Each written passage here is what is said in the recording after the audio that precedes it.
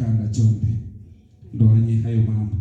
Kwa hiyo licha ya watu kupita katika majadiliano, wapo watu ambao badala ya kuwa faraja kwa watu wao, kuwa msaada, unamwona mwenzako yupo kwenye giza, usiongeze giza mpendwa.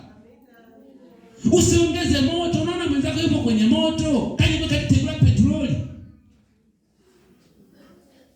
Halafu unasema umeokoka. Wokovu gani huu? Halafu unasema wewe ni mtu wa Mungu. Mungu yupo unayemwabudu. Haleluya. Amina. Watu waliookoka badala ya kuwa kizingiti wanakuwa milango. Watu waliookoka badala ya kuwa miba wanakuwa dawa. Watu waliookoka badala ya kuwa kikwazo wanakuwa faraja kwa watu wa Mungu. Yesu anasema ninyi ni nuru ya ulimwengu. Nuru yenu na iangaze, watu wayaone matendo yenu mema, wamtukuze Mungu wa wapi? Wa mbinguni.